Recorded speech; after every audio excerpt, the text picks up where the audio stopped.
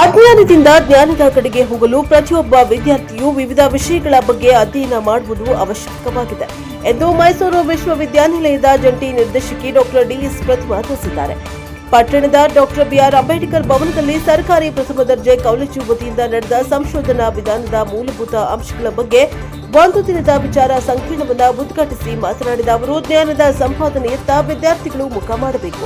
ಅಧ್ಯಯನ ಮತ್ತು ಸಂಶೋಧನೆ ತನ್ನದೇ ಆದ ಸಂಬಂಧವನ್ನ ಹೊಂದಿದೆ. ವಿಷಯಾಧಾರಿತವಾಗಿ ದೀರ್ಘ ಅಧ್ಯಯನದಲ್ಲಿ ಸಂಶೋಧನೆಯಲ್ಲಿ ತೊಡಗಿದ್ರೆ ಹಲವಾರು ವಿಷಯಗಳನ್ನ ತಿಳಿದುಕೊಳ್ಳುವುದರ ಜೊತೆಗೆ ಸಮಾಜಕ್ಕೆ ಸತ್ಯದ ಬೆಳಕನ್ನ ಚೆಲ್ಲಬಹುದಾಗಿದೆ ಎಂದು ಹೇಳಿದ್ದಾರೆ. ಸರ್ಕಾರ ಕೈಗೊಂಡಿರುವ ಜನಗಣತಿಯೂ ಕೂಡ ಒಂದು ಸಂಶೋಧನೆಯ ಭಾಗವಾಗಿದೆ. ಶೈಕ್ಷಣಿಕ, ಸಾಮಾಜಿಕ, ಆರ್ಥಿಕವಾಗಿ ಯೋಜನೆಗಳನ್ನ ಯಾವ ರೀತಿ ಬಳಸಬಹುದು ಎನ್ನುವುದಕ್ಕೆ ಜನಗಣತಿ ಸಹಾಯಕವಾಗಲಿದ್ದು ಪ್ರತಿಯೊಬ್ಬರೂ ಪಾಲ್ಗೊಳ್ಳಬೇಕೆಂದು ಸಲಹೆಯನ್ನ ನೀಡಿದ್ದಾರೆ. ಸಂಶೋಧನಾ ವಿಧಾನ ಎನ್ನುವುದು ಒಂದು ನಿರ್ದಿಷ್ಟ ವಿಷಯದ ಬಗ್ಗೆ ಮಾಹಿತಿಯನ್ನ ಸಂಗ್ರಹಿಸಲು, ವಿಶ್ಲೇಷಿಸಲು ಹಾಗೂ ಮೌಲ್ಯಮಾಪನ ಮಾಡಲು ಬಳಸುವ ವ್ಯವಸ್ಥಿತ ಪ್ರತಿಕ್ರಿಯೆಯಾಗಿದೆ. ಯಾವುದೇ ಸಂಶೋಧನೆಯು ವೈಜ್ಞಾನಿಕವಾಗಿರಲು ಸರಿಯಾದ ವಿಧಾನವನ್ನ ಅನುಸರಿಸುವುದು ಮುಖ್ಯವಾಗಿದೆ ಎಂದರು. ಪ್ರಾಂಶುಪಾಲರಾದ ಯಶೋಧ ಕಾರ್ಯಕ್ರಮದ ಅಧ್ಯಕ್ಷತೆ ವಹಿಸಿ ಮಾತನಾಡಿದರು. ವಿದ್ಯಾರ್ಥಿಗಳು ಒಂದೊಂದು ವಿಷಯವನ್ನಿಟ್ಟುಕೊಂಡು ಸಂಶೋಧನೆಯಲ್ಲಿ ತೊಡಗಬೇಕು ಎನ್ನುವ ಉದ್ದೇಶದಿಂದ ವಿದ್ಯಾರ್ಥಿಗಳಿಗೆ ಆಸಕ್ತಿ ಮೂಡಿಸುವ ಹಿನ್ನೆಲೆಯಲ್ಲಿ ಕಾಲೇಜು ವತಿಯಿಂದ ಒಂದು ದಿನದ ಕಾರ್ಯಾಗಾರವನ್ನು ಹಮ್ಮಿಕೊಳ್ಳಲಾಗಿದ್ದು ವಿದ್ಯಾರ್ಥಿಗಳು ಪ್ರಯೋಜನ ಪಡೆದುಕೊಳ್ಳಬೇಕೆಂದು ಹೇಳಿದ್ದಾರೆ. ಕಾರ್ಯಕ್ರಮದಲ್ಲಿ ಕಾಲೇಜು ಅಭಿವೃದ್ಧಿ ಉಪಾಧ್ಯಕ್ಷ ಬಿಕೆ ರವೀಂದ್ರ ಕುಮಾರ್, ಪ್ರಾಧ್ಯಾಪಕರಾದ K L Mallesha, B Nagesh, C Kumar, K S Anil Kumar, ಹಿರಿಯ ವಿದ್ಯಾರ್ಥಿಗಳ ಸಂಘದ ಅಧ್ಯಕ್ಷ ಸಿದ್ಧಾರ್ಥ್, ಕಾಲೇಜ್ ಅಭಿವೃದ್ಧಿ ಸಮಿತಿ ಸದಸ್ಯರಾದ ಬಸವರಾಜು, ಸುಭಾಷಿಣಿ, ರಂಗಸ್ವಾಮಿ, ರಘು ಸೇರಿದಂತೆ ಇತರರು ಹಾಜರಿದ್ದರು.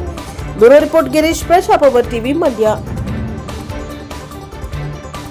ಅಧ್ಯಯನ ನಾವು ಸುಮ್ಮನೆ ಮಾಡಿದ್ರೆ ಬರಲ್ಲ. ನಾವು ಯಾವ್ದಾದ್ರು ಒಂದು ಟಾಪಿಕ್ ತೆಗೆದುಕೊಂಡು ಆ ಕಡೆ ಕಾನ್ಸಂಟ್ರೇಟ್ ಮಾಡಿದ್ರೆ ಮಾತ್ರ ಬರೋದು. ಅದರಿಂದ ದಯವಿಟ್ಟು ಎಲ್ಲರೂ ಸಹ ರಿಸರ್ಚ್ ಕಡೆಗೆ ಗಮನ ಹರಿಸೋಣ. ರಿಸರ್ಚ್ ಮಾಡೋದು, ಈ ಒಂದು ರಿಸರ್ಚ್ ತಗೊಂಡು ಡಾಕ್ಟರೇಟ್ ತೆಗೆದುಕೊಂಡು ಆದಮೇಲೆ ಆಯ್ತಲ್ಲ ಮುಗಿತಲ್ಲ ಅನ್ನೋದು ಬದಲಾಗಿ ರಿಸರ್ಚ್ ಪೇಪರ್ಸ್ನ ಬರೆಯೋದ್ರ ಮೂಲಕ ಹಾಗೂ ತಾವು ತಿಳ್ಕೊಂಡಿರುವಂತಹ ಟಾಪಿಕ್ಗಳನ್ನು ಬೇರೆ ಬೇರೆ ಹಂಚೋದ್ರ ಮೂಲಕ ವಿಶೇಷ ಉಪನ್ಯಾಸಗಳನ್ನು ಮಾಡಿದ ಹಾಗೆ ತಾವು ಸಹ ಕಾರ್ಯಾಗಾರವನ್ನು ಹಮ್ಮಿಕೊಂಡು ಹೆಚ್ಚಿನ ಸಂಖ್ಯೆಯಲ್ಲಿ ಎಲ್ಲ ಅಧ್ಯಾಪಕರುಗಳನ್ನು ಆಹ್ವಾನಿಸಿ, ವಿದ್ಯಾರ್ಥಿಗಳನ್ನು ಆಹ್ವಾನಿಸಿ ಅದನ್ನು ಮಾಡುವಂಥ ಪ್ರಯತ್ನವನ್ನು ಮಾಡೋದು. ಈಗ ಯಾರು ಬರೋದಿಲ್ಲ, ಒಬ್ಬರು ಇಬ್ಬರು ಬರ್ತಾರೆ, ಅಯ್ಯೋ ಬೇಡ ಬೇಡ, ನಿಂತ ನೀರಾಗಿರದೆ ಹರಿಯುವ ನೀರಾಗಿರಬೇಕು ಅಂತ ಹೇಳಿದ್ರೆ ಇಂಥ ಒಂದು ಕೈಂಕರ್ಯಕ್ಕೆ ನಾವು ತೊಡಗಬೇಕು. ಹಾಗೆ ಎಲ್ಲ ಅಧ್ಯಾಪಕರು ಸಹ ಅವರಿಗೆ ಒಂದು ಸೆಮಿಸ್ಟರ್ಗೆ ಒಂದು 4 ಓಡಿಸಿರೋದ್ರಿಂದ ಅದು ಉತ್ತಮವಾಗಿ ಬಳಸ್ಕೊಳ್ಳಿ. ಮತ್ತು ನೀವು ಸಹ ಈ ಒಂದು ಕಾರ್ಯಾಗಾರವನ್ನು ಹಮ್ಮಿಕೊಂಡಿರುವಂಥ ಕಾರ್ಯಕ್ರಮಗಳಿಗೆ ಭಾಗವಹಿಸಿ ಅಂತ ನಾನು ವೈಯಕ್ತಿಕವಾಗಿ ಮತ್ತೆ ಹೇಳ್ತಾ ಇದ್ದೀನಿ. ಸಮಯದ ಅಭಾವ ಇರ್ಬೋದು, ಮುಂದಿನ ಪ್ಲಾನ್ ಇರ್ಬೋದು, ಸೊ ಮಾಡ್ಕೊಡೋದಕ್ಕೆ ಅದು ಅನುಕೂಲ ಆಗುತ್ತೆ ಅನ್ನೋದು ಅದು ಹಿಂದಿನ ಉದ್ದೇಶ. ಸೊ ಹೀಗೆ ನಮ್ಮ ಸಬ್ಜೆಕ್ಟ್ಗಳಿಗೆ ಬಂದರೆ ಅದು ಸೈನ್ಸ್ ಇರ್ಬೋದು, ಹ್ಯುಮ್ಯಾನಿಟೀಸ್ ಇರ್ಬೋದು, ಅಥವಾ ವಾಣಿಜ್ಯಶಾಸ್ತ್ರ ಇರ್ಬೋದು, ನಾವು ತಗೊಳ್ಳೋ ವಿಷಯದ ಮೇಲೆ ನಮ್ಮ ಸಂಶೋಧನೆ ಅದು ಡಿಪೆಂಡ್ ಆಗಿರುತ್ತೆ. ನಾವು ಏನು ಮೆಥಡನ್ನು ನಾವು ಅಪ್ಲೈ ಮಾಡಬೇಕು, ಹಾಗೆ ಯಾವ್ಯಾವ ಅಪ್ರೋಚಸ್ನ ನಾವು ಫಾಲೋ ಮಾಡಬೇಕು, ಅಥವಾ ನಮ್ಮ ಸಂಶೋಧನೆ ಒಂದು ಜನಾಂಗಕ್ಕೆ ಸೀಮಿತ ಆಗಿರ್ಬೋದು, ಒಂದು ಕಲ್ಚರಲ್ ವೈಶಿಷ್ಟ್ಯನ ತಿಳ್ಕೊಳ್ಳೋದ್ರಲ್ಲಿ ಇರ್ಬೋದು, ಅಥವಾ ಸೈನ್ಸಿಗೆ ಬಂದರೆ ನಾವು ಎಕ್ಸ್ಪೆರಿಮೆಂಟಲ್ ರಿಸರ್ಚ್ ಅಂತ ಹೇಳ್ತೀವಿ. ಸೊ ಒಂದು ಅಬ್ಸರ್ವೇಷನ್ ಮೆಥಡಿಂದ ನಾವು ಸಂಶೋಧನೆಯನ್ನು ಮಾಡ್ಬೋದು. ಕಾಮರ್ಸಿಗೆ ಬಂದರೆ ಅಂಕಿ ಅಂಶಗಳ ಮುಖಾಂತರನೂ ಮಾಡ್ಬೋದು, ಅಥವಾ ಕ್ವಾಲಿಟೇಟಿವ್ ರಿಸರ್ಚ್ ಮೆಥಡಾಲಜಿ ಮುಖಾಂತರನೂ ಕೂಡ ನಾವು ಮಾಡ್ಬೋದು. ಹೀಗೆ it depends upon the various streams and the subject that we have undertaken. So ಈ ರೀತಿಯಾದ ವಿಷಯಗಳ ಬಗ್ಗೆ ನಮ್ಮ ವಿದ್ಯಾರ್ಥಿಗಳಿಗೂ ಈ ಮಾಹಿತಿ ತಲುಪಬೇಕು. ಯಾವ ರೀತಿ ನಾವು ಪ್ರಾಬ್ಲಮ್ನ ಐಡೆಂಟಿಫೈ ಮಾಡಬೇಕು, ರಿಸರ್ಚ್ ಡಿಸೈನ್ ಮಾಡಬೇಕು, ಅನಾಲಿಸಿಸ್ ಮಾಡಬೇಕು, ಇದ್ರ ಬಗ್ಗೆ ದೀರ್ಘವಾಗಿ ಇವತ್ತಿನ ಸಂಪನ್ಮೂಲ ವ್ಯಕ್ತಿಗಳು ಡಾಕ್ಟರ್ ಮಂಜುನಾಥ್ ಸರ್ ಅವರು ಇದ್ದಾರೆ, ಅವರು ಸೊ ಒಂದು ಸಂಶೋಧನೆಗೆ ಸಂಬಂಧಪಟ್ಟಂತ ಟಾಪಿಕ್ ಆಯ್ಕೆ ಮಾಡ್ಕೊಂಡಿದ್ದಾರೆ. Foundation of research methodology. ಖಂಡಿತವಾಗಿಯೂ ನಾವೆಲ್ಲರೂ ಅಜ್ಞಾನದಿಂದ ಸದಾಕಾಲ ಜ್ಞಾನದ ಕಡೆಗೆ ಹೋಗ್ಬೇಕು. ಯಾವ ವಿಷಯ ಗೊತ್ತಿಲ್ಲ ಅಂದ್ರೆ ಗೊತ್ತು ಮಾಡ್ಕೊಂಡು ಅದರ ಕಡೆಗೆ ನಾವು ಸಾಕ್ತಾ ಹೋಗ್ಬೇಕು. ಸೊ ಒಂದು ಪಾಠದಲ್ಲಿ ದಿವಂಗತ ಸಿದ್ದೇಶ್ವರ ಸ್ವಾಮೀಜಿ ಅವರು ಹೇಳ್ತಾ ಇದ್ರು, ಅದು ಮದ್ಯಪಾನ ಸಂಯಮ ಮಂಡಿಗೆ ಸಂಬಂಧಪಟ್ಟಂತ ಒಂದು ಕಾರ್ಯಕ್ರಮ. ಅಲ್ಲಿ ಮಾತಾಡ್ತಾ ಅವರು ಹೇಳ್ತಾರೆ, ಕುಡಿಬೇಕು ಏನನ್ನು ಕುಡಿಬೇಕು, ಮದ್ಯಪಾನ ಅಲ್ಲ ಸೇವನೆ ಮಾಡೋದು, ನಾವು ಜ್ಞಾನನ ನಾವು ಕುಡಿಬೇಕು. ಸೊ ಎಲ್ಲ ವಿಷಯವಾದ ಜ್ಞಾನನ ನಾವು ಸಂಪಾದನೆ ಮಾಡ್ಕೋಬೇಕು.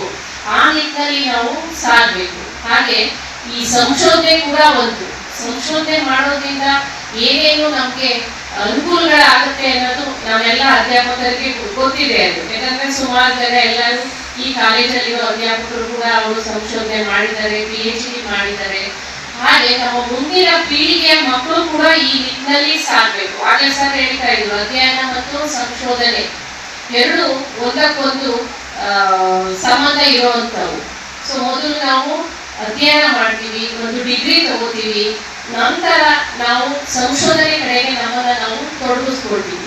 ಸೊ ಯಾವುದೇ ರೀತಿಯಾದ ಸಂಶೋಧನೆ ಇರ್ಬೋದು. ಈಗ ನಿಮ್ಗೆಲ್ಲರಿಗೂ ಗೊತ್ತಿರೋ ಹಾಗೆ ಈಗ ಜನಗಣತಿ ಕಾರ್ಯಕ್ರಮನ ಸರ್ಕಾರ ಆಯೋಜನೆ ಮಾಡಿದೆ. ಅದು ಒಂದು ರೀತಿಯಾದ ಸಂಶೋಧನೆ.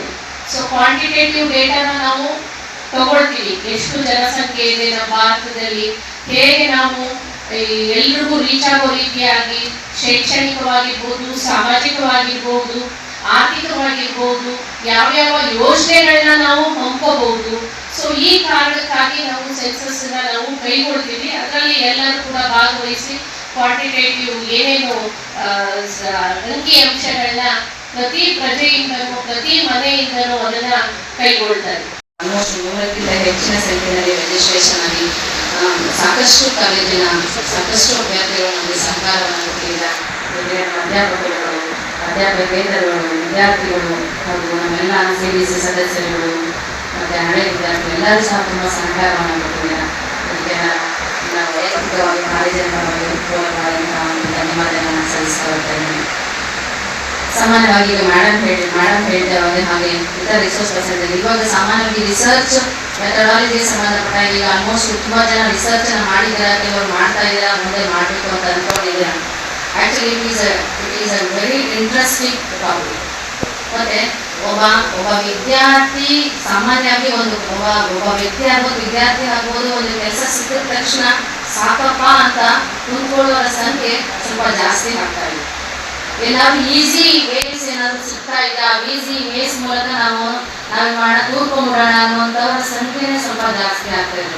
ರಿಸರ್ಚ್ ಮಾಡಬೇಕು, ನಿಜವಾಗ್ಲೂ ರಿಸರ್ಚ್ ಮಾಡಬೇಕು ಆ ಟಾಪಿಕಲ್ಲಿ ಅನ್ನುವಂತಹ ಒಂದು ಸಂಖ್ಯೆ ಸ್ವಲ್ಪ ಕಡಿಮೆ ಆಗ್ತಾ ಇದೆ. ಅದಕ್ಕೆ ಸ್ವಲ್ಪ ನನಗೆ ವಿಷಾದವನ್ನು ಸಹ ವ್ಯಕ್ತಪಡಿಸ್ತೀನಿ. ನನ್ನ ಪ್ರೀತಿ ಅಧ್ಯಾಪಕರುಗಳೇ, ವಿದ್ಯಾರ್ಥಿಗಳೇ, ಇದು ನಾವು ನಿಲ್ಲಿಸಬಾರ್ದು. ಯಾಕಂದರೆ ನಮಗೆ